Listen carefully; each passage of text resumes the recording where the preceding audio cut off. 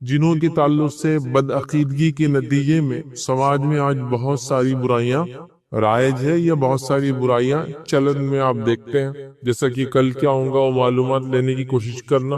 نبی اکرم صلی اللہ علیہ وسلم نے یہ فرما دیا جو اس چیز کی کوشش کرے، اس پہ یقین نہ کرے، صرف کوشش کرے، جائے بیٹھے سنے، تو اس کی 40 دن کی نماز قبول نہیں ہوتی۔ تفصیلات آگے آئیں گی انشاءاللہ۔ اور جو اس پر یقین کر لے کہ ہاں ہاں جو اس نے کہا ہوا، تو وہ کافر ہو جاتا ہے۔ اللہ کے رسول نے فرمایا وہ اس چیز کا منکر ہوا جو محمد پر نازل ہوئی۔ آپ صلی اللہ علیہ وسلم پہ کیا نازل ہوا؟ قرآن و سنت۔ تو لہٰذا یہ ایک سیریس اور سنجیدہ میٹر ہوتا ہے ادھر کی، اور لا علمی کے نتیجے میں اور رزق میں کمی ہو گئی، بس ہم اس کے پیچھے لگے کہ جن اور جادو کا کچھ نہ کچھ اس میں دخل ہوگا۔ بیماری ایسی ہو گئی جو ختم نہیں ہو رہی، ہاں اس میں بھی کچھ نہ کچھ جن اور جادو کا ہوگا۔ اور ایک مختلف جس کو کہیں گے ایک انداز سے لوگوں نے اس چیز کو ایک ہوا بنا دیا، اور بہت ساری بدعقیدیاں پھر ہم سماج میں دیکھ رہے ہیں، اس کی وجہ سے پھیلتی جا رہی ہے اور آگے بھی بڑھیں گی۔ ہم نے اسی وجہ سے اس ٹاپک کو سلیکٹ کیا تاکہ ہم اس کے تعلق سے صحیح عقیدہ جانیں اور بدعقیدگی سے، برائی سے، خرابیوں سے بچ کر اپنے آپ کو، اپنے اطراف کے لوگوں کو، اپنے سماج کو صحیح عقیدہ، صحیح بات کیا ہے بتانے کی کوشش کریں۔ لاسٹ ٹائم ہم نے جو باتیں دیکھی تھی بہت مختصر سے دہرا دوں گا۔ اس میں ہم نے یہ دیکھا تھا کہ اللہ رب العزت نے انسانوں اور جنوں کو اپنی عبادت کے لیے پیدا کیا، تو یہ وہ مخلوق ہے جس کے تعلق، جس کو سوال ہونے والا اور اس کو چھوٹ بھی دی کہ اللہ نے کی ہے اچھائی اور برائی کا انتخاب کر سکتا ہے، یہ چاہے تو ایمان والے ہو چاہے تو کفری اختیار کر سکتے ہیں۔ دوسرا ہم نے دیکھا تھا یہ مخلوق ہماری نظروں سے اوجھل ہے، لیکن اس کا مطلب یہ نہیں ہے کہ جو چیز اوجھل ہے وہ موجود نہیں ہے، کیونکہ ہم دنیا میں کئی چیزیں جس کو دیکھ نہیں پاتے لیکن اس پر ایمان لاتے ہیں، اور ہم نے کئی مثالیں دی تھی اس کے اندر جو ہم سائنٹیفک چیزیں، فزکس کی چیزیں، کیمسٹری کی چیزیں، لیکن ایمان لاتے ہیں بغیر اس کے۔ کسی نے کہہ دیا کہ ایسے ایسا ہوتا ہے تو ایسے ایسے مالیکیولز ہیں، ایسے ایسے فلاں ہیں، ہم نے دیکھا تو نہیں، کسی نے ان پرسن ہر آدمی تو نہیں، ہاں کچھ سائنسدانوں نے ایک مخصوص لیول پر دیکھا ہوگا اس کو، مائکروسکوپی لیول پر، لیکن اہم انسان نے دیکھا نہیں۔ لیکن ہم کہتے نہیں ایسا ہوتا ہے تو اس کا مطلب یہ چیز پیچھے ہے، جیسا میرا آنکھ گرم ہے تو اس کا مطلب مجھے بخار ہے، لیکن اگر کوئی سوال کرے بخارو کا بھی دیکھا کہ آپ نے کیسا دکھتا ہے، تو دیکھا کسی نے نہیں اس کو، لیکن وہ سمجھ میں آتا ہے، وہ محسوس ہوتا ہے۔ تو خلقت مطلب کائنات کو وجود میں اللہ نے لایا تو کوئی نہ کوئی اس کے بنانے والا، یہ اس کی دلیل ہوتی ہے نا۔ جس عربی کے اندر ایک محاورہ ہے، اگر اونٹ کی مینگنی موجود ہے اس کا مطلب اونٹ موجود ہے، مطلب ایک علامت سے بھی آپ پوری چیز کو پہچان سکتے ہیں۔ تو اونٹ ریگستان سے گزرا تو مینگنی کر دیتا ہے، غلاظت کرتا ہے، وہ دکھ گئی مطلب اونٹ ہے، مطلب وہ جانور بھی موجود ہے۔ بہرحال اس کے بعد ہم نے جنوں کے تعلق سے ان کے نام، ان کی قسمیں، اللہ نے ان کو کیسے پیدا کیا، اور وہ اللہ کی کون سی مخلوق ہے جو ان کو دیکھ سکتی ہے۔ اور یہیں ہم نے بات کو روکی تھی کہ اللہ کی دو مخلوق ہے، کتے اور گدھے، جو ان کو دیکھ سکتے ہیں، اور یہ جب رات میں چلائے تو ان کو حکم دیا گیا کہ اللہ میں پناہ مانگو، چونکہ یہ وہ چیز کو دیکھتے ہیں جس کو تم دیکھتے نہیں ہو۔ بہرحال چلیے آگے بڑھتے ہیں۔ اب ان کی شروعات اور ہم سے دشمنی، انسانوں سے دشمنی، یا ان کی شروعات اور ان کی آپس میں ان کے مومنوں سے دشمنی مطلب کہاں سے ہوئی۔ تو جیسا کہ میں نے پچھلی بار رکھا تھا کہ پہلا جو جن اللہ نے بنایا، جو بابا جن ہے، اس کو ہم شیطان بولتے ہیں، اس کا نام ہے ابلیس۔ یہ بابا جن ہے، مطلب جنوں کا والد ہے، باپ ہے۔ ادھر جیسے ہمارے والد کون ہے؟ آدم علیہ الصلوۃ والسلام بابا انس ہے، ہمارے باپ ہے، تو یہ جنوں کا باپ ہے۔ ادھر ہمارے والد ایمان والے تھے اور پہلے نبی تھے، اور جنوں کے جو والد یاد رکھیے وہ پہلا کافر ہے، یاد رکھیے۔ اس کے نسل میں مومن اور کافر دونوں ہوتے ہیں، جیسے آدم کی نسل مومن اور کافر دونوں ہوتے ہیں، لیکن آدم علیہ السلام پہلے مومن تھے اور پہلے نبی تھے، اور ابلیس یہ جو ہے پہلا جن تھا لیکن یہ کافر تھا، یاد رکھیے۔ تو یہ ہمارے میں اور ان کے اندر فرق ہے ابتدا سے، لیکن جیسا آدم کی اولاد میں کافر مومن ہوتے، جنوں کی اولاد میں بھی کافر مومن دونوں ہوتے، یاد رکھیے۔ اب یاد رکھیے اللہ رب العزت نے، ہم پورے واقعات کی تفصیلات میں نہیں جاؤں گا چونکہ بہت لمبا، پھر اسی میں کئی دن چلے جائیں گے، مختصر سے رکھتا ہوں کہ اللہ رب العزت نے آدم علیہ الصلوۃ والسلام کو اپنے دونوں ہاتھوں سے پیدا کیا، جو کہ قرآن میں اللہ نے فرمایا کہ اے ابلیس، کس چیز نے تجھے اس چیز سے روکا کہ جس مخلوق کو میں نے اپنے دونوں ہاتھ سے بنایا؟ اور اللہ رب العزت نے اپنے دونوں ہاتھ سے بنایا، اس سے پتہ چلا اللہ تعالیٰ کے دو ہاتھ ہیں، اور روایت میں آتا دونوں ہاتھ سیدھے ہیں۔ کیسے اور کیا، واللہ عالم، ہم نہیں جانتے۔ جیسے اس کی شان کو، اس کی ذات کو لائق اور زیبا ہے، ویسے اس کے ہاتھ ہیں، ہمارے جیسے نہیں، یاد رکھیں۔ اور دونوں سیدھے کیسے وہ بھی ہم نہیں جانتے، واللہ عالم۔ بہرحال تو کہا کس چیز نے تجھے روکا جس کو آدم کو میں نے اپنے ہاتھوں سے بنایا؟ تو یہاں سے بہرحال اس کا معاملہ شروع ہوتا ہے، چونکہ اللہ نے ایک حکم دیا تھا کیا حکم دیا تھا؟ جو میں نے شروعات میں آیت پڑھی، اللہ رب العزت فرماتا ہے سورہ نمبر 18 آیت نمبر 50 کے اندر کہ اللہ فرماتا کہتا ہے وَإِذْ قُلْنَا لِلْمَلَائِكَةِ اسْجُدُوا لِآدَمَ فَسَجَدُوا إِلَّا إِبْلِيسَ وَكَانَ مِنَ الْجِنِّ فَفَسَقَ عَنْ أَمْرِ رَبِّهِ، کہ جب تیرے رب نے حکم دیا فرشتوں کو وَإِذْ قُلْنَا لِلْمَلَائِكَةِ اسْجُدُوا کہ سب کے سب مل کے سجدہ کرو لِآدَمَ آدم کو، فسجدوا سب کے سب نے سجدہ کیا، الا ابلیس سوا ابلیس کے، وکان من الجن اور وہ جنوں میں سے تھا، ففسق عن امر ربی اور اس نے اپنے رب کے حکم کو جھٹلایا۔ تو یہاں قرآن نے اس بات کی کلیئر وضاحت کر دی کہ شیطان جس کا نام ابلیس ہے وہ پہلا جن تھا، وہ کبھی بھی ملائکہ فرشتہ نہیں تھا۔ لیکن آپ کہیں گے آیت کی شروعات تو یہ ہوتی ہے وَإِذْ قُلْنَا لِلْمَلَائِكَةِ اسْجُدُوا، اللہ نے حکم دیا فرشتوں کو سجدہ کرنے کا۔ تو عربی کے اندر یاد رکھیے یہ اصولی بات ہے، اس کا گرامر ایسے ہی ہوتا ہے کہ جب میجورٹی سے خطاب ہوتا ہے تو مائنورٹی انکلوڈڈ ہوتی ہے اس کے اندر۔ تو جب فرشتے موجود تھے اور یہ بھی فرشتوں کے صف میں کھڑا تھا، تو جب فرشتوں کو حکم ہوا تو یہ حکم اس کے لیے بھی تھا اور یہ اس کو سمجھ گیا تھا، ایسا نہیں کہ نہیں سمجھا تھا، یہ سمجھ گیا تھا۔ تو عربی کا یہ قاعدہ ہے، جیسا کہ آپ دیکھیں گے قرآن کا ایک اسلوب ہے، طریقہ کار ہے، یا ایھا الذین آمنوا، اے وہ لوگ جو ایمان لائے ہو۔ تو ایمان والیوں کا کیا؟ ایمان والوں کو ہی خطاب ہو رہا ہے، نماز قائم کرو، روزہ رکھو۔ تو عورتیں بولیں گی ہمارے لیے نماز بھی نہیں، روزہ بھی نہیں، چونکہ ایمان والیوں سے خطاب نہیں کیا نا، ہے نا۔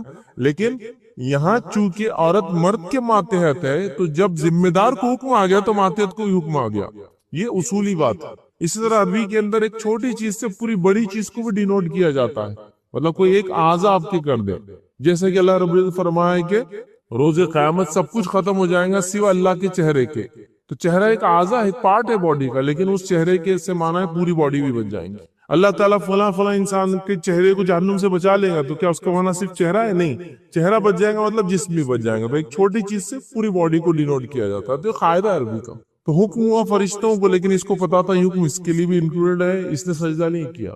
اور اللہ نے کہا وَكَانَ مِنَ الْجِنِّ، ہم وضاحت بھی ہوگی آیت میں بالکل کلیئر ہوئی، ایک ہی آیت ہے جہاں یہ وضاحت بھی موجود ہے، باقی جگہ وضاحت نہیں۔ وَكَانَ مِنَ الْجِنِّ، وہ جنوں میں سے تھا، فَفَسَقَ عَنْ أَمْرِ رَبِّهِ، اور اس نے اپنے رب کے حکم کو جھٹلایا۔ تو آپ سمجھ گئے یہ پہلا جن تھا ابلیس، یہ فرشتہ کبھی بھی نہیں تھا، ایسا بھی نہیں تھا کہ فالن اینجل ہے۔ یہ عیسائیت کا عقیدہ ہے کہ ابلیس جو تھا یہ پہلا فرشتہ تھا اور وہ اینجل تھا، اور وہ پھر بعد میں وہ اس مقام سے گر گیا تو اس کو بولتے تھا فالن اینجل، ٹھیک ہے، مطلب گرا ہوا، مطلب جو فرشتہ اپنے رینک سے گر کے شیطان بن گیا۔ تو یہ ایسا کبھی نہیں تھا، یاد رکھیں۔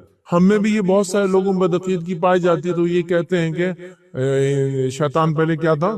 فرشتہ تھا، ادھر سے جھولا لیتے ادھر جاتا تو 70,000 فرشتوں کو تعلیم دیتا۔ اب کیسا جھولا لیتا کیا لیتا مجھے نہیں پتا، لیکن یہ واقعہ میں نے ہر جگہ سنے، ایون مسجدوں میں بھی سنے، ادھر سے جھولا لے کے ادھر جاتا تو 70,000 فرشتوں کو تعلیم دے دیتا تھا، یہ فرشتوں کا سردار تھا۔ لیکن اس کے زیادہ علم نے اس کو برباد کر گیا۔ اس لیے بچوں زیادہ علم بھی حاصل نہیں کرنا اور زیادہ بڑوں سے سوال بھی نہیں کرنا، دونوں کوشچن نے شیطان نہیں کیا، علم بھی زیادہ تھا، سوال بھی کرتا تھا۔ سبحان اللہ، اپنی بات کو فٹ کرنے، اپنی جہالت کو چھپانے لوگ کیسے کیسے قصے، کہانیاں اور واقعات بناتے ہیں۔ تو یہ کبھی فرشتہ نہیں تھا۔ اگر کوئی ایسا عقیدہ رکھتا ہے تو بدعقیدگی ہے، یاد رکھیے۔ اور یہ فرشتوں کے ساتھ رہتا تھا، ایک الگ بات ہے، ٹھیک ہے، چونکہ جنت میں تھا۔ اسی لیے میں نے تفصیلات میں نہیں جا رہا ہوں، اس کی ورنہ بہت لمبی بات ہے، جو قرآن نے بہت تفصیل میں اس کی پیدائش، آدم سے اس کا مکالمہ، اس کا جھگڑا اور یہ ساری چیزیں بہرحال وہ کی، یاد رکھی۔ اور اس کی دشمنی آدم علیہ السلام سے پہلے سے ہی ہو گئی تھی، جب اللہ تعالیٰ آدم کو بنا رہا تھا۔ تو روایتوں کے اندر آتا ہے کہ اس کے اطراف میں گھومتا تھا، اور گھومتا بھی تھا، اور کبھی کبھار اس کو نوک بھی کرتا تھا، بجاتا بھی تھا، اور آدم کا مجسمہ اندر سے کھوکھلا تھا، تو یہ جانتا تھا یہ مخلوق کمزور رہنے والی ہے۔ آدم جب بنے تھے تو کھنکھناتی مٹی سے تھے اور اندر سے خالی تھے آدم۔ پھر یہ بات بھی یہ جانتا تھا، جب آدم کو اللہ نے روح پھونکی تو روح چہرے سے شروع ہوئی، نیچے کی طرف جانا شروع ہوئی۔ جب چہرے سے نیچے کی طرف جانا شروع ہوئی، یاد رکھیے، تو آدم علیہ السلام نے جنت کی نعمتوں کو دیکھا۔ جب جنت کی نعمتوں کو دیکھا، پیر تو بنے نہیں تھے، ابھی اس میں جان نہیں آئی تھی، وہیں ہلچل شروع کر دی۔ تو شیطان کو یہ بھی پتا تھا یہ جلد باز بھی ہو، زیادہ کھوکھلا بھی ہے، جلد باز بھی ہے، اس کی کمزوریاں یاد رکھیں۔ جلد بازی کر رہے تھے، بنے پورے نہیں تھے، لیکن جنت کی نعمت کو دیکھ کے آگے بڑھنا چاہ رہے تھے، چل نہیں سکتے تھے کیونکہ پیر میں بھی جان نہیں آئی تھی۔ پھر اللہ رب العزت، مطلب روایت کے اندر آتا ہے، پھر آدم نے فرشتوں کو سلام کیا، اور یہ تمہاری مخلوق، تمہاری آنے والی جنریشنز کا بھی یہی کلام ہوں گے، ایک دوسرے سے سلام کرنا اور جواب دینا۔ پھر آدم نے چھینکا، اور پھر الحمدللہ کہا. ٹھیک ہے، تو پہلا کام جو ان کے ساتھ ہوا وہ ان کو چھینک آئی ادر کی، اور اس پہ انہوں نے الحمدللہ کے تعریف بیان کی. بہرحال وہ ایک لمبی تفصیلات ہے. تو اس نے سجدہ نہیں کیا، اور یہ پہلا جن، مطلب یہ جن تھا اور یہ ابلیس تھا، اور یہ فرشتہ کبھی بھی نہیں تھا ادر کی. اب اللہ رب العزت نے اس نے تکبر جو کیا اس کی تذکرہ بھی بہرحال قرآن کے اندر کیا. تفصیلات میں نہیں جائیں گے، مختصر میں آپ کے سامنے رکھتا ہوں. سورہ اعراف سورہ نمبر 7 اس کی آیت نمبر 11 12 13 14 15 16 17 آپ تفصیلات اس کو پڑھ لیں. میں مختصر آپ کے سامنے رکھتا ہوں. اللہ نے اس کو حکم دیا کہ آدم کے سامنے سجدہ کرنے کا، اس نے سجدہ نہیں کیا. ٹھیک ہے، اور یہ سجدہ تھوڑا سجدہ تعظیمی ہوتا ہے، اور سجدہ تعظیمی پچھلی امتوں کے لیے جائز تھا، اس امت میں جائز نہیں اور حرام ہے. پچھلی امتوں میں تھا، جیسے کہ یوسف علیہ السلام کو ان کے بھائیوں وغیرہ کا سجدہ کرنا یہ تعظیمی سجدہ ہوتا تھا، اس امت میں جائز تھا. اللہ کے رسول نے فرمایا اس امت میں سجدہ تعظیمی بھی جائز نہیں ہے. اگر ہوتا ہے نہیں جائز ہوتا تو میں حکم دیتا بیوی کو کہ شوہر کو سجدہ تعظیمی کرے، لیکن اس کی بھی اجازت نہیں ہے. ٹھیک ہے، تو پہلی امت میں تھا، تو یہ سجدہ تعظیمی تھا، عبادت کا سجدہ نہیں تھا. تو اللہ رب نے فرمایا کہ کس چیز نے ابلیس تجھے روکا اس سجدہ کرنے سے، جبکہ میں نے حکم دیا تھا اس چیز کا. تو اس نے کیا کہا؟ قال انا خیر من، اس نے کہا کہ میں اس سے بہتر ہوں. کیوں بہتر ہوں؟ فرمایا، اس نے کہا خلقتنی من نار وخلقتہ من طین، تو نے مجھے آگ سے پیدا کیا اور اس کو مٹی سے پیدا کیا، لہٰذا میں اس سے خیر ہوں. تو ابلیس کا پہلا گناہ کیا تھا معلوم؟ تکبر کیا. اس نے کیا کہا کہ میں اس سے بہتر ہوں، یاد رکھیے، اور اس کے تکبر نے اس کو لے کر ڈوب گیا. علماء لکھتے ہیں 3 چیزیں ایسی جو انسان کو ہدایت سے دور کر دیتی ہے. 3 چیزیں، جس میں سے پہلی چیز ہے جہالت. جہالت کی وجہ سے انسان حق کو کبھی پہچان نہیں پاتا. دوسری چیز ہے تکبر. یہود جانتے تھے کہ اللہ کے رسول حق نبی ہے، لیکن تکبر کی بنیاد پہ کہ ہم اونچے ہیں، ہم اسحاق کے خاندان سے. اب لوگوں کیا جواب دیں گے کہ اسحاق کے خاندان میں سارے انبیاء اور آخری نبی اسماعیل کے خاندان سے آ گئے، کیسے کریں گے؟ تکبر کی بنیاد پہ ایمان نہیں لائے. تو جہالت، یہ مشرکین مکہ، ان کے پاس کوئی علم نہیں تھا پہلے سے. تکبر، اس کی مثال یہود ہے. یہ چیز روک دیتی ہے لوگوں کو ہدایت سے. شیطان نے سب سے پہلا گناہ تکبر کیا، اس لیے تکبر کسی بھی انسان کے لیے جائز نہیں، حرام ہے. یاد رکھیے، تکبر انسان کو حق سے روک دیتا ہے. تکبر انسان کے سامنے آنکھوں کو پردہ ڈالتا ہے. تکبر انسان کو ہلاک کر دیتا ہے. تکبر قوموں کو برباد کر دیتا ہے. تکبر نے کیا کچھ نہیں گل کھلایا. یاد رکھیے. بہرحال اس نے کہا کہ میں خیر ہوں اس سے، حالانکہ اس کی یہ دلیل بھی غلط دلیل تھی. یاد رکھیے، اس کی دلیل بھی لاجیکلی بھی غلط دلیل تھی. اس لیے کہ ہم جانتے ہیں کہ آگ جو ہے بغیر کسی کنٹرول وے میں لگائی گئی، کنٹرول وے میں اس کو رکھا جائے تو ہی وہ نفع دیتی ہے، ورنہ وہ نقصان کا باعث ہی بنتی ہے. اور مٹی چاہے جہاں بھی ہو وہ خیر کا باعث ہی بنتی ہے. اگر خالی پڑی رہیں گی تو اس میں کیڑے مکوڑے انڈے دیں گے، بچے دیں گے، روح نکلیں گے. اس پہ اگر پانی پڑ جائے گا اور بیج گر جائیں گا تو اس میں سے ایک جھاڑ لگ جائے گا ادھر کی، تو وہ خیر ہی دیتی ہے. اور آگ جب تک کنٹرول نہ کی جائے کبھی بھی یہ نفع نہیں دے سکتی. ادھر کی، اس لیے کہ اگر آپ آگ کو کوئی لگا دے، دیکھیے ہر چیز برباد کر دیتی. تو اس کی دلیل بھی بے بنیاد تھی، illogical تھی. بہرحال وہ دلیل تو دوسری بات تھی، اللہ کا حکم تک کر گزرا تھا، بس یہ اصل چیز تھی، مطلب یہ تھا اس. بہرحال اس نے تکبر کیا، اس لیے تکبر سے ہر انسان کو بچنا چاہیے. یہ بڑی خطرناک چیز ہے. اور آدم اور ابلیس کا مطلب فرق یہ تھا کہ آدم سے بھی خطا ہوئی، ابلیس سے بھی خطا ہوئی. ہمارے والد نے فوراً توبہ کر لی، اس نے تکبر کیا بس. تو متکبر مت بنیے، یہ آپ کو توبہ سے، استغفار سے، آخرت کی نجات سے روک دیتی ہے. خطرناک چیز ہے. بہرحال تو اللہ نے کہا تو کہا تو نے مجھے آگ سے پیدا کیا اور اس کو جو ہے مٹی سے پیدا کیا، تو میں اس سے بہتر ہوں. اللہ نے فرمایا تو پھر یہاں سے جو ہے ذلیل ہو کر جنت سے اس کو نکال دیا گیا. اس نے پھر وہاں ایک چیز کہی، اللہ رب العزت نے جو ہے قرآن کے نقل کی آیت نمبر 14 کے اندر سورہ اعراف کی. اللہ نے فرمایا قال انذرنی الی یوم یبعثون. حدیثوں میں 2 اور 3 کی بھی الفاظ ہیں، تو ان کو اگر ملا لیا جائے تو عموماً میں 15 سے 20 کے قریب انشاءاللہ جیسے اعمال آپ کے سامنے گزریں گے آج، جو نبی اکرم صلی اللہ علیہ وسلم کی زبان سے یا قرآن میں آئے کہ یہ عمل کر لے انشاءاللہ تو انسان جہنم سے نجات پا جائیں گا، اس دردناک جگہ سے اپنے نفس کو انشاءاللہ عزیز بچا پائیں گا. اس کا تذکرہ جو ہے احادیث میں اور قرآن میں آتا ہے. اور کیوں نہ ہو اس لیے کہ الٹیمیٹ سکسس، حقیقی کامیابی، ریئل کامیابی وہ یہی ہے کہ ایک انسان وہاں پہنچ جائے جہاں اس کو جانا چاہیے اور وہاں نہ پہنچے جہاں اس کو نہیں جانا چاہیے. مطلب الٹیمیٹ سکسس یہ کہ انسان جنت میں پہنچ جائے. اور کیوں نہ ہو، اس کی سب سے چھوٹی نعمت بھی मतलब सबसे छोटी जन्नत, जन्नत एक नेमत है, तो सबसे छोटी जन्नत जिस शख्स को मिलेंगी उसके ताल्लुक से आता है कि सही मुस्लिम की रिवायत है, वो आखिर में पहुंचा होगा और उसको पता होगा मेरे बाद कोई नहीं आने वाला है, लास्ट।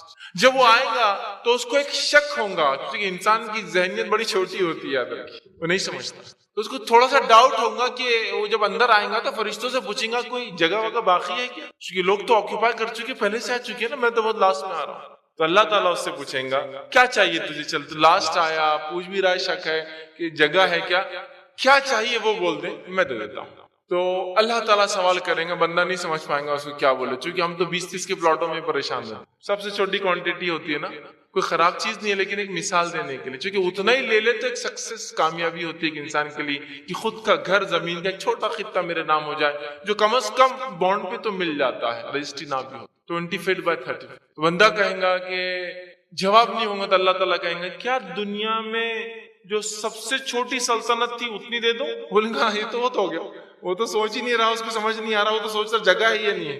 दुनिया की जो सबसे बड़ी सल्तनत थी, सल्तनत दुनिया की सबसे बड़ी सल्तनत जो थी, क्या उतनी जगह दे दो? तो कहेंगे अच्छा ये तो बहुत हो गया, मतलब उसके एक्सपेक्टेशन कम थे। तो अल्लाह कहेगा जा, मैंने दुनिया के 10 गुना बराबर की जन्नत तुझे दे दी, और ये सबसे छोटी जन्नत, लीस्ट। दुनिया अर्थ जो हमारी है, इसकी 10 टाइम्स जो होंगी वो सबसे लीस्ट क्वांटिटी, सबसे आखिरी वाले को मिलेगी। लेकिन ये तौहीद परस्त होंगे, याद रखिए, मुशरिकीन के लिए और काफिरों के लिए जन्नत नहीं, याद रखिए, चाहे वो कितने ही अच्छे अमाल करें। बहरहाल तो जन्नत से हम आए हैं, वही हमारा ठिकाना है और वही हकीकी कामयाबी है। और अल्लाह रब्बुल इज्जत ने इसी बात को यूं बयान किया कुरान के अंदर, जो आयत मैंने आपके सामने रखी, सूरह आल इमरान सूरह नंबर 3 आयत नंबर जो है 185 का वह हिस्सा था जो मैंने आपके सामने पढ़ा। अल्लाह रब्बुल इज्जत फरमाता है फमन ज़ुहज़िहा अनिन नारी व उदखिलल जन्नह, और जो जहन्नुम की आंख से बचा लिया गया और जन्नत में दाखिल हो गया, तो अल्लाह फरमाता है फकत फाज, तो यकीनन वह कामयाब हो गया, सक्सेसफुल। जो जहन्नुम की आंख से बचा लिया गया और जन्नत में दाखिल हो गया, बस वो कामयाब हो गया। तो ये अल्टीमेट सक्सेस है। तो क्यों ना हो, हम क्यों ना उस जहन्नुम की आंख से बचे जो इतनी खतरनाक है, और क्यों ना उस मुकाम पे जाए जिसके ताल्लुक से अल्लाह कह रहा फकत फाज, तो वो कामयाब है जो जन्नत चला गया। तो जन्नत ही हकीकी कामयाबी है। तो दुनिया की कहीं एक चमक धमक हमें ये ना सोचने पे मजबूर करे कि शायद दुनिया में भी कोई कामयाबी है। दुनिया में कोई कामयाबी नहीं आता। हो सकता है दुनिया के वो लोग जिनको हमने सबसे रुसवा किया, जिसको सबसे गरीब खल्लास समझा, जिसको हमने बेकार समझा, जिसको किसी लायक ना समझा, जिसको फालतू समझा, जिसको ये समझा कि ये लोग दुनिया में क्यों है, हो सकता है वो बड़े बड़े मेंशंस, बड़े बड़े मुकामात और महलात में जन्नत में होंगे और हम सिर्फ देखते रहेंगे उनके मुकामात को। और हदीस में आता है एक मुकाम से दूसरा मुकाम सितारे की मानिंद दूर होंगे, इतने दूर दूर होंगे एक से दूसरा मुकाम। तो बहरहाल ये हकीकी कामयाबी, रियल सक्सेस है कि एक इंसान जहन्नुम से बचा लिया जाए और जन्नत में डाल दिया जाए। भाई वो असबाब क्या है, वो क्या आमाल है जो मुझे और आपको करना होंगे कि हम उस जन्नत में चले जाए जिसकी सबसे छोटी भी दुनिया से 10 गुना बड़ी है, या एक रिवायत में दुनिया की सबसे बड़ी सल्तनत का 10 गुना बड़ी है। बहरहाल जो भी है, उसमें हम कैसे जाए और उस जहन्नुम जैसी हौलनाकी से हम कैसे बच जाए जिससे सबको गुजरना है। याद जाएंगे सब नहीं, लेकिन गुजरना सबको है। पेश की जाएंगी जहन्नुम तो गुजरना है, लेकिन जाएंगे सब नहीं इंशाअल्लाह। मोमिन ईमान वाले जिन्होंने अमाल किए होंगे, ईमान में कमजोरी न होंगी, फिर अमाल के एतबार से बहुत थोड़े अमाल किए होंगे, इंशाअल्लाह वो भी आखिर में सजा भुगत कर जाएंगे। तो वो क्या अमल है, जिन अमाल को या वो क्या डीड्स है जिनको अगर मैं कर लूं, अपना लूं इंशाअल्लाह, तो मैं जहन्नुम से बच जाऊंगा इंशाअल्लाह और अल्लाह ताला मुझे जन्नत में डाल देगा। इसके कंडीशंस शराइत में नहीं रख रहा हूं, क्योंकि शराइत ईमान होना ये सारी चीजें हम सिर्फ वो अमाल के तस्करा इंशाअल्लाह जैसे यहाँ करेंगे। तो आइए, सबसे पहला वो अमल जो जन्नत में जाने की वजह बनेगा, सबसे अहम वजह बनेगा, याद रखिए, जो सबसे बड़ा जो है रीजन जिसको हम कहेंगे वो होगा, वो है तौहीद। एक इंसान का एक रब को मानने वाला होना, उसी पे जिंदगी उसने गुजारी और उसी पर उसकी मौत आई हो, या कम से कम मरा इस पर हो सकता है जिंदगी किसी भी तरीके से गुजारी हो, लेकिन मरने से पहले उसने हक को पहचान लिया, रब को पहचान लिया, तौहीद को जान लिया, एक अल्लाह को मान लिया और उसी के मुताबिक अमल किया, इंशाअल्लाह वो चला जाएगा खालिश तौहीद। फिर अमल के एतबार से अगर कमजोर रहा तो भी इंशाअल्लाह चांसेस ग्लोरियस है, बहुत इम्कानात है कि जन्नत में कभी ना कभी सजा भुगत कर जाएगा, लेकिन अगर इसमें गड़बड़ हो गई तो अमाल के एतबार से ढेरों ढेरों ढेरों अमाल हो, वो कोई अमल एक भी काम नहीं आएगा अगर इसमें कोई कमजोरी हो जाए तो ये सबसे बड़ी वजह है लोगों की जन्नत में जाने के लिए। यही वो दावत थी जो सारे अंबिया आदम अलैहिस्सलाम से लेकर मोहम्मद सल्लल्लाहु अलैहि वसल्लम तक लेकर आए। इनके अहकामात शरीयत के बदले हैं, मसाइल बदले हैं, तौहीद और अकीदा कभी नहीं बदला है, कि वो पहले दिन से लेकर आज तक और क़यामत तक वही रहने वाला है। ये वो अकीदा है जिसके ऊपर सबको रहना जरूरी है, और जिन और इंस को इस पर रहना है और इसके मुताबिक अमल करना, चूंकि दो इख्तियारी मखलूक है, चाहे तो माने चाहे तो इनकार कर। तो लिहाजा तौहीद सबसे बड़ी वजह है, सबसे अहम कॉज है, सबसे अहम रीजन है, सबसे बड़ी चीज है जिसकी बुनियाद पर इंशाअल्लाह अज़ीज लोग जन्नत में जाएंगे और जहन्नुम से महफूज कर लिए जाएंगे। ठीक है, तो तौहीद ये सबसे बड़ी चीज है। सही मुस्लिम की हदीस है, वादा बिन सामित रज़ी अल्लाह अन्हु के रावी फरमाते और कहते हैं कि रसूल अल्लाह सल्लल्लाहु अलैहि वसल्लम को उन्होंने कहते हुए सुना, जो आदमी ये गवाही दे कि अल्लाह ताला के सिवा कोई माबूद बरहक नहीं और मोहम्मद सल्लल्लाहु अलैहि वसल्लम इसके रसूल हैं, तो इस पर अल्लाह ताला ने जहन्नुम को हराम कर दिया। जो शख्स इस चीज की गवाही दे कि अल्लाह के सिवा कोई माबूद बरहक नहीं, जो इसकी गवाही दे कि मोहम्मद सल्लल्लाहु अलैहि वसल्लम उसके बंदे और रसूल है, तो फिर वो शख्स इंशाअल्लाह अज़ीज़ उस पर जहन्नुम हराम कर दी गई। मतलब वो जहन्नुम में नहीं जाएगा, वो जन्नत में दाखिल होगा।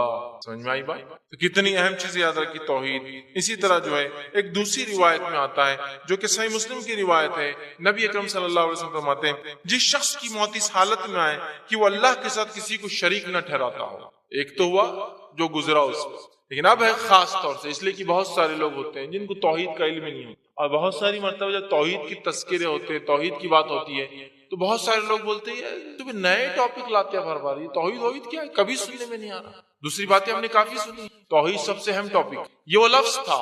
कुछ लोग बोलेंगे तौहीद कहाँ से आया, ये तौहीद याद रखिए, ये वो लफ्ज था जो बिलाल अदा किया करते थे जब उनका आका उनको तकलीफ देता, चूंकि गुलाम मारता, सीने पर पत्थर रखता, तपती हुई रेत पर लिटा देता, तो बिलाल क्या कहते रिवाज में आता, अहद अहद, मैं एक को ही मानता हूँ, मैं एक को ही मानता हूँ, यही तौहीद, एक को मानता। तो बिलाल रजी अल्लाह अन्हु इसी पर थे। तो ये कोई नई चीज, नया लफ्ज नहीं, ये सबसे अहम चीज है।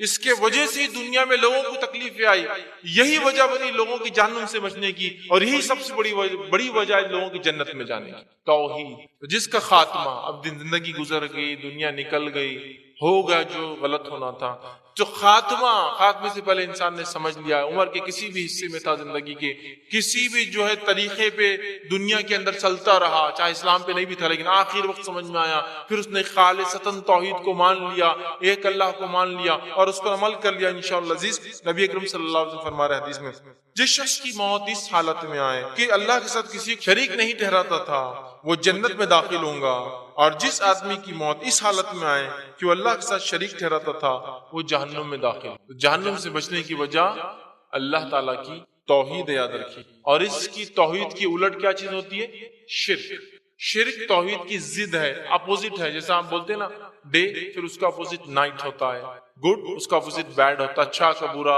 और जो है काले रंग का जो है सफेद रंग होता है, तो ये अपोजिट जिद है उसकी, वो है शिर्क। और शिर्क के ताल्लुक से अल्लाह कुरान में ऐलान कर चुका है, जिसकी एक छोटी सी मिसाल मैं आपको दे रहा हूँ, जो सूरह माइदा सूरह नंबर 5 के आयत 72 में, ये ईसा अलैहिस्सलाम का कौल है। जब बनी इस्राइल शिर्क कर रही थी, यहूदी उस वक्त के शिर्क कर रहे थे, जो कि हकीकत मुसलमान थे, जब शिर्क कर रहे थे, ईसा अलैहिस्सलाम आकर उनको दावत दिए। उसका एक टुकड़ा आपके सामने मैं रख रहा हूँ, जो उन्होंने फरमाया था, बयान किया था, इन्नहु मन युशरिक बिल्लाह, उन्होंने कहा कि जो अल्लाह के साथ शिर्क करेगा, फक़द हर्रमल्लाहु अलैहिल जन्नह, तो अल्लाह ने उसके लिए जन्नत को हराम कर दिया, वमा वाहुन नार, उसका ठिकाना जहन्नुम की आ गए, वमा लिज़्ज़ालिमीन मिन अंसार, ऐसे जालिमों को कोई मददगार हेल्पर नहीं मिलने वाला है। क्योंकि जो बनाने वाले को ना पहचाने, जो बनाने वाले का ना हुआ, वो दुनिया में किसी का नहीं हो सकता, और उसने कुछ भी नहीं पहचाना, दुनिया में कोई काम नहीं किया उसने। क्रिएटर याद रखिए, बड़ा है, बड़ा है। पहली चीज जो जहन्नुम से बचने का इंशाल्लाह सबब बनेगी, वो तौहीद। दूसरा अमल जो जहन्नुम से बचने की वजह बनेगा इंशाअल्लाह अज़ीज़, वो अमल है इखलास। इखलास, खालिस कर देना। उर्दू जबान का भी बिल्कुल कॉमनली यूज लफ्ज है, खालिस दूध, खालिस शहद, है ना, खालिस इखलास, पाक कर देना, साफ कर देना, किसी चीज के अंदर से उसकी बुराई, उसके अपोजिट चीजों को निकाल के वो ओरिजिनलिटी पर है ना, वो इखलास है। خالص سونے کا بنا ہوا زیور، مطلب اس میں کوئی مکس نہیں ہے، اس کے اندر اس کی مضبوطی کے لیے پیتل بھی نہیں ڈالا گیا. خالص اخلاص، مطلب کوئی کام بندہ کرے تو اخلاص کے ساتھ کرے. یاد رکھیے تو اخلاص کا معنی کیا ہوتا ہے کہ ہر عبادت کو خالصتاً اللہ تعالیٰ کی رضا کے لیے سر انجام دیا جائے. نماز، روزہ، زکوٰۃ، حج، قربانیاں، لین دین، معاملات سب خالص اللہ کے لیے کہ میرا رب دیکھ رہا ہے اور مجھے جواب دینا ہے، اور ہر عمل اللہ اس لیے کرتا ہوں کہ تیری رضا حاصل ہو جائے اور مجھے اس چیز کا عمل ملے. نیکی کروں بھی تو یہی، اور گناہ سے اپنے آپ کو دور کروں بھی تو اخلاص کے ساتھ. اس لیے میں نیکی کر رہا ہوں، نماز پڑھ رہا ہوں اخلاص کے ساتھ. اگر میں شراب پیتا تھا اور اب چھوڑ رہا ہوں تو اس لیے چھوڑوں کہ اللہ کے لیے، اس لیے نہیں کہ بیٹیاں بڑی ہوگی، شادی ہوں گی نہیں، کہ رشتے نہیں، اس لیے چھوڑ رہا ہوں، اس کا اجر نہیں ملے گا. تو خالصتاً نیکی کرنے کا بھی اجر اور خالصتاً گناہ کو چھوڑنے کا بھی اجر ہے. تو خالص اخلاص کے ساتھ کیا گیا عمل بڑا اہم ہے. یاد رکھیے صحیح بخاری کی روایت ہے، نبی اکرم صلی اللہ علیہ وسلم فرمایا کہا، جو بندہ قیامت کے روز اللہ تعالیٰ سے اس حالت میں ملیں گا کہ اس نے خالصتاً اللہ کو راضی کرنے کے لیے کہا تھا کہ اللہ کے سوا کوئی معبود برحق نہیں، تو اللہ تعالیٰ نے اس پر جہنم کی آنکھ کو حرام کر دیا ہے. جو شخص دنیا کے اندر خالصتاً اس نے یہ کہا ہوگا اخلاص کے ساتھ، لوگوں کو بتانے کے لیے نہیں، منافقین کی جیسا نہیں، ٹھیک ہے، یا کچھ مال دولت روپیہ پیسہ ہڑپنے کے لیے نہیں، مسلمانوں کو اپنی طرف اٹریکٹ کرنے کے لیے نہیں، بلکہ اس نے صرف خالصتاً اللہ کے لیے کہوں گا لا الہ الا اللہ، نہیں کوئی معبود برحق سوا اللہ کے. تو اللہ کے رسول صلی اللہ علیہ وسلم فرما رہے ہیں خالصتاً اگر یہ کہوں گا تو اللہ تعالیٰ نے جہنم اس پر حرام کر دیے. تو اخلاص، توحید، اخلاص، یہ یوں کہوں توحید بھی اخلاص کے ساتھ اور تمام اعمال اخلاص کے ساتھ، چونکہ اخلاص بڑی اہم چیز ہے. صحیح مسلم کی روایت ہم سب جانتے ہیں، ابو ہریرہ رضی اللہ عنہ جس کی راوی وہ فرماتے ہیں کہ جہنم 3 لوگوں سے دہکائی جائیں گی. جہنم جو سٹارٹ ہوں گی، جو 3 لوگ سب سے پہلے ڈالے جائیں گے وہ کون ہوں گے؟ اس روایت کو ہم سمجھ لیں تو میں سمجھتا ہوں ہر کام انشاءاللہ اخلاص سے کریں گے. اس میں الفاظ جہنم میں سب سے پہلے جو شخص ڈالا جائے گا، جس سے بھڑکائی جائیں گی، وہ 3 لوگوں میں سے پہلا ہوں گا جو شہید تھا، دوسرا ہوگا جو عالم دین تھا، یہ ایک میں الفاظ ہے وہ قاری تھا، اور تیسرا وہ مالدار تھا جو مال خرچ کرتا تھا، فیاض تھا، سقی تھا، خرچ کرتا تھا. لیکن تینوں نے شہید اس لیے شہید ہوا کہ نام ہو، لوگ نام لے، میرے نام کے ساتھ لگا شہید. مالدار اس لیے پیسہ خرچ کرتا تھا، لوگ تعریف کرے کہ فلاں صاحب نے مسجد بنا دی، مدرسہ بنا دیا، یہ بنا دیا.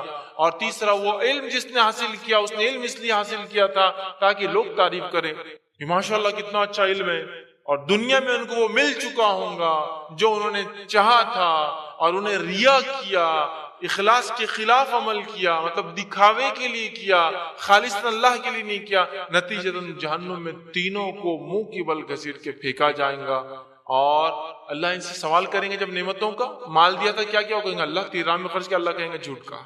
عقل دی تھی بندے کیا کیا، اللہ تیرے دین کا علم حاصل کیا، اللہ کہیں گے جھوٹ کہا، تو نے تو نام کیا. اللہ کہیں گے تو نے کیا کیا، تجھے جسم طاقت دی تھی، وہ کہیں گے اللہ شہید ہوا، اللہ کہیں گے جھوٹ کہا، تو نے تو نام کے لیے. لہٰذا کوئی بھی کام کیجئے چھوٹے سے چھوٹا کیجئے اخلاص کے ساتھ، چھوٹے سے چھوٹا. یقیناً کس کا اخلاص کیا ہے ہم نہیں بول سکتے، لیکن جو بھی کرے ایک بندہ وہ اخلاص کے ساتھ کرے کہ مجھے کسی کو دکھانا نہیں اور کسی سے کوئی ایکسپیکٹیشن نہیں ہے، میں صرف یہ کام اللہ کے لیے کرتا ہوں کہ میرا رب اس کا مجھے بدلہ دے، باقی دنیا سے مجھے کوئی سروکار لینا نہیں. دوسری وجہ جو جہنم سے آزادی کی ملیں گی، خالصتاً توحید، مطلب خالص مخلص ہو کر اعمال کرنا، چاہے عمل کتنا ہی چھوٹا ہو، اور اخلاص کے خلاف ریا ہوتا ہے، دکھاوا ہوتا ہے. تیسرا عمل جس کے کرنے سے انشاءاللہ عزیز جو جہنم سے ہم نجات پا سکتے، بچ سکتے ہیں، وہ یہ ہے کہ ہم اللہ سے دعا کرے ہمیشہ کہ اللہ مجھے جہنم میں نہ ڈالے، اور جنت کا ہمیشہ اللہ سے سوال کرے، جنت کو مانگے اور جہنم سے نجات مانگے. اس لیے کہ اللہ رب العزت نے قرآن میں اپنے بندوں کی ایک صفت بیان کی. وہ صفت اس طرح سے اللہ تعالیٰ نے بیان کی، آیت یوں ہے جو کہ سورہ فرقان سورہ نمبر 25 کی آیت نمبر 65 اور 66 ہے، جس میں اللہ فرماتا اور کہتا ہے الذین یقولون ربنا اصرف عنا عذاب جہنم ان عذاب کان غراما. مومن عباد الرحمن کی ایک صفت قرآن بیان کر رہا ہے، وہ کیا ہے سنیے، وہ یہ ہے، اور جو یہ دعا کرتے ہیں کہ ہمارے رب ہمیں دوزخ کے عذاب سے نجات دے، یقیناً دوزخ کا عذاب بڑا چپکنے والا ہے، لپٹنے والا ہے، چمٹنے والا ہے، گھیر لینے والا ہے. تو دعا کرتے، کون دعا کرتے ہیں؟ عباد الرحمن، اللہ کے بندے، رحمان کے بندے دعا کرتے ہیں۔ اور ایک حدیث میں جو صحیح الجامع میں ہے، جو روایت ہے، نبی اکرم صلی اللہ علیہ وسلم فرماتے ہیں جو اللہ تعالیٰ سے 3 مرتبہ جنت کا سوال کرتا ہے تو جنت کہتی ہے اللہ اس کو جنت میں بھیج دے، اور جو 3 مرتبہ اللہ سے جہنم سے پناہ مانگتا ہے کہ اللہ مجھے جہنم سے نجات دے دے تو جہنم کہتی ہے اللہ اس کو جو ہے جہنم سے دور کر دے۔ تو جو شخص دعا کرتا ہے کہ اللہ مجھے جنت میں داخل کر اور جہنم سے نجات دے، اللہم اسألک الجنت ونعوذ بک من النار، یہ ایک عام دعا ہے۔ تو اگر 3 بار کرتا ہے اللہ میں سوال کرتا ہوں جنت کا اور پناہ مانگتا ہوں جہنم سے، تو جنت کہتی ہے اللہ اس کو بھیج دے جنت میں، اور جہنم کہتی ہے اللہ اس کو دور کر دے جہنم۔ ٹھیک ہے؟ اور نبی اکرم صلی اللہ علیہ وسلم صحابہ کو ٹریننگ دیا کرتے، تربیت دیا کرتے، تعلیم دیا کرتے تھے جہنم سے نجات کی دعا کرنے کا۔ اور آپ نے یہ دعا سکھلائی، دعا کے الفاظ ہے اللہم انی اعوذ بک من عذاب جہنم، اے اللہ میں پناہ مانگتا ہوں جہنم کے عذاب سے۔ یہ دعا سکھلائی، تربیت دی اس کی۔ ٹھیک ہے؟ اسی طرح جو ہے انس بن مالک رضی اللہ عنہ فرماتے ہیں، صحیح بخاری کی روایت ہے، نبی اکرم صلی اللہ علیہ وسلم جس دعا کو کثرت سے کرتے وہ دعا کیا تھی؟ ربنا آتنا فی الدنیا حسنۃ وفی الآخرۃ حسنۃ وقنا عذاب النار۔ یہ دعا کثرت سے کیا کرتے، بہت زیادہ کیا کرتے، جس کے اندر دنیا کا خیر علم و عمل کے اعتبار سے، آخرت کا خیر اور جہنم سے نجات، آنکھ سے نجات کی دعا ہے۔ ہمیں بھی چاہیے ہم کثرت سے جہنم سے نجات کے لیے دعائیں کریں۔ اسی طرح چوتھا وہ عمل جو انشاءاللہ عزیز جہنم سے نجات کا ذریعہ بن سکتا ہے ہمارے، وہ کیا ہے؟ وہ ہے تقوی۔ تقوی یہ بھی دل کی کیفیت یاد رکھی۔ تقوی کسے کہتے ہیں؟ آئیے، تقوی سے مراد اللہ تعالیٰ کا ڈر ہے اور نافرمانی سے پرہیز کرنا اور برائیوں اور گناہوں سے بچنا، اپنے دامن کو بچانا، یہ تقوی ہے۔ مطلب ایک انسان گناہوں اور معصیت سے بچتا ہے چونکہ اللہ کا ڈر رکھتا ہے، اس کا تقوی رکھتا ہے، یاد رکھیے۔ تو یہ تقوی یاد رکھیے کہ ہم کسی گناہ کو اللہ تعالیٰ کے لیے جو ہے چھوڑے، ہم گناہوں سے بچے اس لیے کہ ہم ڈرتے ہیں کہ اللہ تعالیٰ ایک عذاب دینے والا، ایک دن آئے گا، حساب و کتاب ہوگا۔ تقوی یاد رکھیے بڑی اہم چیز ہے۔ اللہ رب العزت نے سورہ مریم سورہ نمبر 19 آیت نمبر 71 اور 72 نے فرمایا اور کہا اور تم میں سے کوئی نہیں جس کا جہنم پر گزر نہ ہو، مطلب ہر انسان کو جہنم پر پیش کیا جائے گا، یہ طے شدہ بات ہے جو آپ کے رب کے ذمے ہے، پھر ہم پرہیزگاروں کو تو بچا لیں گے، یہاں لفظ متقین کو بچا لیں گے۔ ہر آدمی جہنم پر پیش کیا جانے والا ہے، ہر آدمی، کوئی بھی ہو۔ اللہ فرما رہا ہے ہم ان کو بچا لیں گے جو پرہیزگار تھے، متقی تھے، تقوی والے تھے، ان کو بچا لیں گے، اور ظالموں کو اس میں جو گھٹنوں کے بل جو ہے اٹھا کر جو ہے پھینک دیا جائے گا، یا گھٹنوں کے بل جو ہے گرا دیا جائے گا یا چھوڑ دیا جائے گا۔ تو یہاں تقوی کا لفظ ہے کہ تقوی والوں کو تو بچا لیں گے، دوسروں کو اللہ نہیں بچائیں گا۔ تو تقوی بڑی اہم چیز ہے، یاد رکھیے۔ ہمیں شدید ضرورت ہے کہ اپنے نفس میں ہم تقوی پیدا کریں، اللہ کے ڈر کی وجہ سے ہم گناہوں اور معصیتوں سے بچیں۔ جامع ترمذی کی روایت ہے، ابو ہریرہ رضی اللہ عنہ فرماتے اور کہتے ہیں کہ رسول اللہ صلی اللہ علیہ وسلم سے پوچھا گیا کہ لوگوں میں سب سے زیادہ لوگ کس چیز کی وجہ سے جنت میں جائیں گے، مطلب لوگ کس چیز کی بنیاد پہ سب سے زیادہ جنت میں جائیں گے؟ تو نبی اکرم صلی اللہ علیہ وسلم نے فرمایا اور کہا کہ جو ہے اللہ کا تقوی اور حسن الخلق، اچھے اخلاق، یہ 2 چیزیں جنت میں سب سے جانے کی وجہ بننے والی۔ سب سے زیادہ کون کون سی چیزیں؟ اللہ کا تقوی اور اچھے اخلاق۔ تقوی یاد رکھیے آ گیا۔ پھر آگے پوچھا گیا کون سی وجہ سب سے زیادہ بنے گی جہنم میں جانے کی، کون سا عمل سب سے زیادہ، یا کس چیز سے سب سے زیادہ جہنم میں جائیں گے؟ تو فرمایا منہ اور شرمگاہ کی وجہ سے سب سے زیادہ لوگ جہنم میں، اور تقوی اور اچھے اخلاق سے سب سے زیادہ لوگ جنت میں جائیں گے۔ ٹھیک ہے؟ تو تقوی بڑی اہم چیز یاد رکھیے۔ ہمیں تقوی اپنے نفس میں پیدا کرنا چاہیے، اور وہ تب ہوں گی جب ہم کتاب و سنت کا علم حاصل کریں، اور تقوی جب حاصل ہوگا جب کتاب و سنت کا علم حاصل کرے، اور اس کے بعد نبی اکرم صلی اللہ علیہ وسلم کی سیرت دیکھیں، آپ کس طرح سے تقوی اختیار کرتے تھے، صحابہ کی زندگیاں پڑھیں، کیسے انہوں نے تقوی اختیار کیا، کیسے ان کی دل کی دنیا تبدیل ہوئی۔ یاد رکھیے یہ بڑی افسوس کی بات ہے، ہم لوگ ایمان والا ہونے کا دعویٰ کرتے ہیں لیکن دل کی دنیا وہی ہے جیسی کی ویسی اندھیری والی۔ پھر بات ہو رہی تمام چیزوں کی، تقوی کی آج بہت شدید ضرورت ہے۔ 5واں وہ عمل جس کی وجہ سے لوگ جہنم سے بچیں گے انشاءاللہ، وہ روزہ رکھنا ہے۔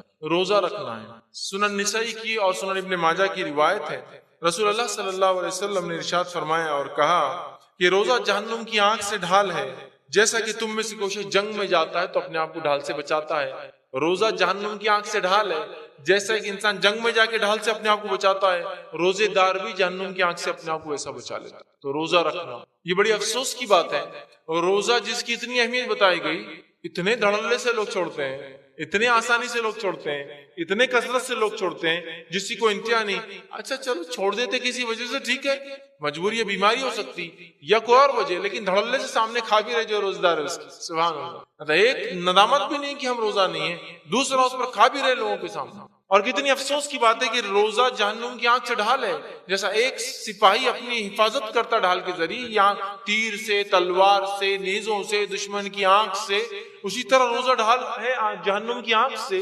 یہ معلوم ہونے کے باوجود بھی ہم دھڑلے سے چھوڑ رہے ہیں، اور اتنی چھوٹی چھوٹی چیزوں کی بنیاد پر چھوڑ رہے ہیں کہ جس کی کوئی انتہا نہیں۔ کچھ لوگ روزہ اس لیے چھوڑ رہے ہیں کہ ان کی عادتوں نے ان کو مجبور کر رکھا ہے، ان کی لتوں نے ان کو مجبور کر رکھا ہے۔ کیوں پالتے ہو ایسی لتیں جو آپ کو، ایسی عادتیں اور اطوار کی جو آپ کو ایک فریضے سے نہیں، اپنے کو یہ کھائے بغیر جمتا نہیں، یہ پیے بغیر جمتا نہیں۔ اسی طرح کچھ لوگ روزہ اس لیے چھوڑ رہے ہیں کہ ان کو فیل ہوتا ہے کہ وہ زیادہ کمزور ہو جا رہے ہیں، جبکہ میں کہہ رہا ہوں نا، مشین پہ آپ تول لے اپنے آپ کو، رمضان سے پہلے ویٹ کر لے اور رمضان کے بعد کرے، اتنے پنکچوالٹی سے اور اتنا زیادہ کھاتے الحمدللہ جس کی کوئی انتہا نہیں، ویٹ تو لاس سوال ہی نہیں، ویٹ گین ہو جاتا ہے۔ تو روزہ ہے نا بھائی، روزہ ہے تو شہر میں ڈبل 2 ٹائم کا کھانا ایک ساتھ، روزہ کھولتے افطار کے بعد نماز کے بعد پھر کھانا، اس کے بعد مسجد میں جاتے جاتے تراویح سے پہلے کچھ تو پھر کھا لینا باہر کا، پھر مسجد سے نکلنے کے بعد دوست احباب سے پھر کچھ کھانا، پھر یہ سوچ کے گھر پہ آ کے فریج میں سے بھی کھانا، روزہ ہے نا کل رکھنا، وہ کھانا، پھر شہر میں اٹھ کے کھا رہے، ہیلتھ کانشیس، میرا روزہ کمزور کر دے گا،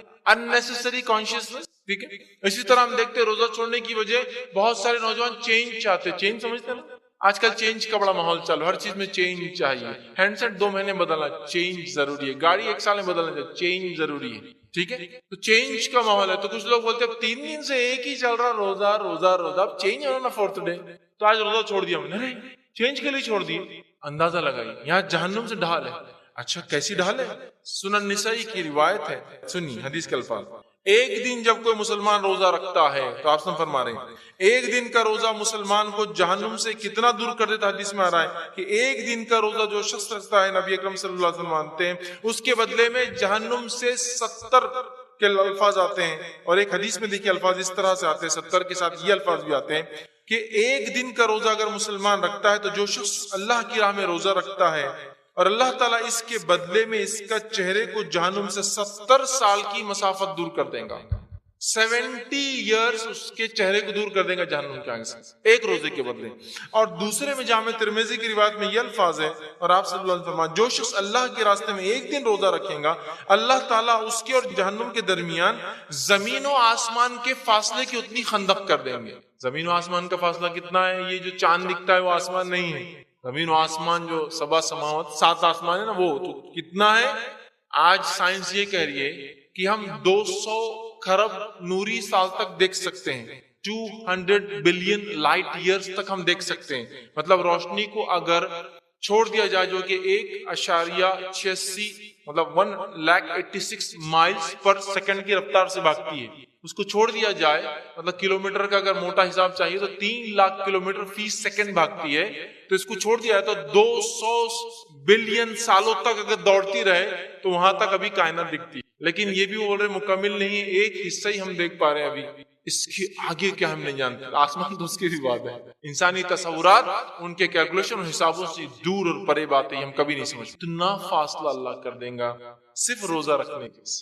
تو اب میں سمجھتا ہوں کوئی بھی انسان روزہ نہ چھوڑے، اور ویسے بھی روزہ بہت سارے گناہوں کا کفارہ بھی ہے نا، جیسے قسم کھا لی نہیں پورا کر سکے تو کفارے میں روزہ ہے نا، اسی طرح گناہ ہو گیا روزے کی حالت میں، اسی طرح بہت سارے الگ الگ بہت سارے ایسے احکامات آپ کو ملیں گے فقہ کی، آپ کتابیں کھولیں گے جہاں روزہ رکھ لو، اس کے بدلے اتنے روزے رکھ لو، اتنے روزے رکھ لو، سمجھ رہے ہیں آپ، یا روزے داروں کو کھلا دو، اس طرح کی بات ہو۔ چھٹا وہ عمل جو جہنم سے بچنے کا انشاءاللہ ذریعہ بنے گا روزے کے بعد، وہ یہ ہے کہ 40 دن تک تکبیر اولا سے با جماعت نماز پڑھ، یہ بھی جہنم سے نجات کا ذریعہ بنے گا۔ 40 ڈیز اس کی بڑی اہمیت یاد رکھیں۔ حدیث کے الفاظ جامع ترمذی کی روایت ہے، نبی اکرم صلی اللہ علیہ وسلم فرمایا، جو شخص اللہ کی رضا کے لیے 40 دن تک اس طرح با جماعت نماز پڑھے کہ تکبیر اولا بھی فوت نہ ہو، ایسا پڑھے با جماعت کی تکبیر اولا بھی، پہلی تکبیر بھی نہیں جانا، تکبیر اولا بھی فوت نہ ہو، تو اللہ تعالیٰ کی طرف سے اس کے لیے دو چیزوں سے برات لکھ دی جاتی ہے، دوری لکھ دی جاتی ہے، دو چیزوں سے برات دوری لکھ دی جاتی ہے۔ وہ کون کون سی دو چیزیں؟ پہلا فرمایا جہنم سے اس کو دور کر دیا جاتا ہے، دوسرا فرمایا نفاق سے اس کو دور کر دیا جاتا ہے۔ 40 دن تک با جماعت تکبیر اولا کے ساتھ جو نماز پڑھے، دو فائدے ملتے، جہنم سے دور، نفاق سے دور کر دیا جاتا ہے نا۔ اور صحابہ میں یہ ہمیں عمل ملتا ہے، صحابہ ملتا ہے، بہت سارے صحابہ کے تعلق سے، تابعین کے تعلق سے آتا ہے، ایسے واقعہ بتاتی کہ 40 سال، یہ 40 دن کی بات کری صرف، 40 سال ایسے گزرے کہ جب اذان سے پہلے وہ موجود تھے، مطلب کبھی ایسا بھی نہیں ہوا 40 ایئرس میں کہ اذان کے بعد آئے، 40 سال کے ایسے وقفے صحابہ کی زندگیوں میں کہ وہ اذان سے پہلے مسجد میں تھے، تکبیر اولا تو چھوٹنے کا چانس ہی نہیں، اذان سے پہلے۔ 40 سال ہو گئے کہ یاد نہیں کہ اذان سے پہلے کوئی مسجد میں نہیں آیا تھا، تو 40 ایئرس تک آتا، ایسے ایسے واقعات ملتے یاد رکھیں۔ تو لہٰذا ہمیں چاہیے کہ تکبیر اولا میں با جماعت نماز پڑھنے کی کوشش کریں۔ 40 دن تک انشاءاللہ جو اس کا اہتمام کر لیں گا، مطلب ٹریننگ اتنی ملیں گی کہ 40 دن میں تو 200 نماز، 200، بڑا سستا سودا ایک طرح، 200 نمازیں، لیکن اپنی مصروفیت تمام کے بعد جو 40 دن تک تکبیر اولا میں شامل ہو، کتنے چیزوں کا اس کو قربانی دینا ہوگی وہ سمجھ لے گی انسان، تبھی تو اتنے بڑے فضائل ہیں۔ تجارت کو جلدی ختم کر کے آنا پڑے گا، آفس کے ٹائم کو ایڈجسٹ کرنا پڑے گا، بیوی بچوں کو سمجھانا، آپ کے بچے لپٹ گئے، آپ کو نماز کو نہیں جانے دے، تکبیر اولا چلے گا، ساری چیزیں ایڈجسٹ کرنا پڑے گا، جماعت یاد رکھنا پڑے گا۔ 40 دن میں ٹائم چینج ہو جائیں گے، ظاہر سی بات ہے، موسم چینج ہوتا ہے کہ نہیں ٹائم کب چینج ہو رہا ہے، کتنا پنکچوئل اٹینٹیو، ہر چیز کی قربانی دینا ہوگا تب تو ہوگی۔ پھر اس کے اندر دو بڑی بھاری اور وزنی نمازیں بھی شامل ہیں جو بڑی ممکن ناممکنات میں سے ہے، جس میں سے ایک عشاء کبھی کبھار پھر بھی ہو جاتی ہے، فجر جو ناممکنات میں سے وہ بھی شامل ہے، وہ بھی تو پڑھنا ہے نا۔ 40 دن 40 ڈیز 200 ہو رہی ہے، لیکن سودا کیا ہے؟ 40 دن نماز پڑھو اور برات حاصل کر لو جہنم سے۔ لیکن اس کا ہرگز معنی نہیں ہے اب 40 دن پڑھ لیا نا، اب 41 دن ضرورت نہیں ہے۔ وہ احمق ہوگا جس کو 40 دن ٹریننگ دی جا رہی ہے، تکبیر اولا سے بولے 41 دن ضروری نہیں ہے، ارے اب موت تک سلسلہ رکھو اس کو جاری۔ رمضان میں ہوتا ہے کبھی کر، رمضان میں ایسا جوش اور جذبہ ہوتا ہے کہ رمضان کی پہلی رات اپن بھی عشاء کے لیے گئے، تھوڑا لیٹ ہو گئے تو ارے غلط جگہ تو نہیں آ گئی، نہیں اپنی مسجد ہے لیکن جگہ نہیں، بولے باہر پڑھو جاؤ، سڑک پہ کھڑے ہوئے جو ریگولر مصلی ہے، کیونکہ مسجد بڑھ گئی تقوی والے لوگوں سے، پورے اندر ہے، مطلب مسجد تو فل ہے نا، پورے لوگ داخل ہے اس کے اندر، جو بیچارے کیا بولے، ہنسنا اور رونا دونوں ایک ساتھ ہے، یہ مطلب یہ سچویشن ہی ایسی، کیا کرے اس کو، کیا بولے، ڈیفائن نہیں کر سکتے۔ اور رمضان گزر رہے ماشاءاللہ، ابھی مسجد فل ہے نا، 27 کے بعد پھر تھوڑا سا معاملہ ڈاؤن فال آ جائے گا، اور اس کے بعد جب اگر 29 یا 30 رہی تو شیئر مارکیٹ سے برا کریش ہوگا۔ وہ شیئر مارکیٹ میں تو بھی تھوڑا کریش آتا ہے، یہ کریش 100 سے میں کہتا ہوں 2 پر آ کے رکیں گا، 100 لوگ آتے تو 2 ہو جائیں گے، اتنا خطرناک۔ پھر مزید انتظار کریں گے کہ وہ لوگ کہاں ہیں جو 30 دن میرے پاس آتے رہے، اگر کسی کو مل جائے لا کر واپس چھوڑ دیں۔ 30 دن ٹریننگ کے بعد آدمی 31 دن کیسا چھوڑ سکتا ہے؟ یہ احمق انسان تھا کہ 30 دن ٹریننگ کے بعد تو 31 دن عمل تھا، تو 40 دن جو نماز پڑھے تکبیر اولا کے ساتھ با جماعت، کیسے ہو سکتا ہے کہ اب زندگی بھر وہ نماز چھوڑے؟ ورنہ وہ ہوتا ہے کہ اگر 40 دن میں تو 40 دن عمل کرنا ہے، اب تو عادی ہو گیا انسان زندگی۔ 7واں عمل جس کی کرنے سے جہنم سے انشاءاللہ برات ہمیں ملیں گی، وہ ہے فجر عصر کی نماز کو ہمیشہ پڑھتے رہنا، 5 نماز کے ساتھ۔ یہ تو پتا چلا فجر عصر کی بات معلوم ہوگی، اتنا ہی پڑھنا نہیں 5، لیکن یہ 2 نمازوں کی اہمیت ذرا زیادہ ہے، اس لیے اس کے تعلق سے بات آ رہی ہے۔ صحیح مسلم کی روایت ہے، نبی اکرم صلی اللہ علیہ وسلم فرمایا، کہا وہ شخص جہنم میں ہرگز داخل نہیں ہوگا جو طلوع آفتاب سے پہلے اور غروب آفتاب سے پہلے نماز پڑھتا ہو۔ مطلب یہ 2 نماز، طلوع آفتاب سے پہلے کون سی نماز ہوتی ہے؟ سورج نکلنے سے پہلے فجر، اور غروب آفتاب سے پہلے کون سی ہوتی ہے؟ آفتاب کیا ہوتا ہے؟ مغرب ہوتی ہے، عصر ہوتا ہے۔ 2 نمازیں پڑھیں گا جہنم سے بری ہو جائے مسلسل، اور جو یہ 2 پڑھتا ہے باقی بھی پڑھیں گے۔ قرآن خاص تاکیدی حکم دیا عصر کے تعلق سے، صلاۃ الوسطیٰ کہا گیا، بیچ والی نماز، چونکہ 2 اس سے پہلے اور 2 اس کے بعد ہو، تاکیدی حکم ہے۔ اور عصر کی نماز چھوڑنے کے تعلق سے ایک روایت میں آتا ہے، حدیث کے الفاظ دیکھیے کس طرح سے، جو شخص عصر کی نماز چھوڑ دے، صحیح بخاری کی روایت ہے، آپ نے فرمایا جو شخص عصر کی نماز چھوڑ دے اس کا نقصان ایسا ہوگا یا اس کو صدمہ اور افسوس ایسا ہوگا جیسے کہ سارے رشتہ دار مر گئے اور پورا مال دولت لوٹ گیا۔ مطلب سارے رشتہ دار مرنے کی خبر ایک ساتھ آ جائے اور پورا مال دولت سب لوٹ کے خبر آ جائے، جتنا صدمہ ہوتا ہے نا روزے قیامت اتنا صدمہ ہوگا عصر کی نماز چھوڑنے والوں، کہ ارے اثر نہیں پڑے، چونکہ اثر عموماً کیا ہوتا ہے، گرمی ہے، سردی ہے، آدمی صبح سے اٹھا ہوا ہے تو لیٹ گئے، سو گئے، نیند ہوشیار ہو رہی مغرب میں، تو وہ نہیں ہونا چاہیے. ٹھیک ہے. 8واں وہ عمل جس سے کرنے سے انشاءاللہ عزیز جو جہنم سے نجات کا، برات کا ذریعہ انشاءاللہ بنیں گی ہمارے لیے، وہ ہے ظہر سے پہلے اور اس کے بعد 4 رکعت کو ہمیشہ پڑھنا. ظہر سے پہلے اور اس کے بعد 4 رکعت ہمیشہ پڑھنا. اس کے تعلق سے بھی یہ فضیلت آتی ہے. جامع ترمذی کی روایت ہے، آپ صلی اللہ علیہ وسلم فرماتے ہیں جو آدمی ظہر سے پہلے 4 رکعت اور اس کے بعد بھی 4 رکعت ہمیشہ پڑھتا رہے تو اسے اللہ تعالیٰ جہنم کی اس پر اللہ تعالیٰ جہنم کی آگ حرام کر دیتا ہے. اس پر اللہ تعالیٰ جہنم کی آگ حرام کرتا ہے ظہر سے پہلے اور ظہر کے بعد. میں سمجھتا ہوں پہلے 40 دن والی ٹریننگ حاصل ہوگی تو انشاءاللہ پھر مسئلہ نہیں ہوگا چھوڑنے کا. اور 2 نمازوں کی خاص تاکید آ گئی، اس سے بھی اب ظہر بھی شامل ہوگی اس میں. اور میں سمجھتا ہوں عشاء کے تعلق سے تو خاص طور سے کہا گیا منافق کو بھاری جاتی ہے. مغرب عموماً ہم سب پڑھ لیتے ہیں. مغرب میں دیکھیے اب عام نمازوں کا رش زیادہ رہتا ہے. عام نمازوں کے مقابلے میں، رمضان کے مقابلے میں تو کچھ بھی نہیں ہے، ٹھیک ہے، لیکن عام اس کے مقابلے میں رش زیادہ رہتا ہے. ٹھیک ہے. بہرحال ساری نمازیں اہم ہیں، بہرحال کچھ کے تعلق سے خاص فضیلت جس میں ایک ظہر کے تعلق سے بات آپ کے سامنے آ گئی. ٹھیک ہے. اسی طرح وہ عمل جس کے کرنے سے انشاءاللہ عزیز لوگ جنت میں جائیں گے اور جہنم سے بچا لیے جائیں گے، اس میں سے ایک ہے اللہ کی ڈر کی وجہ سے رونا. اللہ کی ڈر کی وجہ سے رونا. ویسے اللہ کی ڈر کی وجہ سے رونا، اس کے فضائل کیا ہے؟ صحیح بخاری اور صحیح مسلم کی روایت، متفق علیہ روایت ہے، جب عرش کے سائے کے علاوہ کوئی سایہ نہ ہوگا، اس میں 7 لوگ اس سائے کے اندر ہوں گے. ٹھیک ہے. 7 لوگ اس عرش کے سائے میں ہوں گے. ان 7 میں سے ایک ہے وہ شخص جو اللہ کے لیے، وہ آنکھ جو اللہ کے لیے روئی ہو. بڑی اہم بات، بڑی اہم بات. اور اللہ تعالیٰ 2 خطروں کی بڑی قدر کرتا ہے. ایک جو آنکھ سے اللہ کے لیے نکلا آنسو، اور ایک وہ جو خون اس کے راہ میں.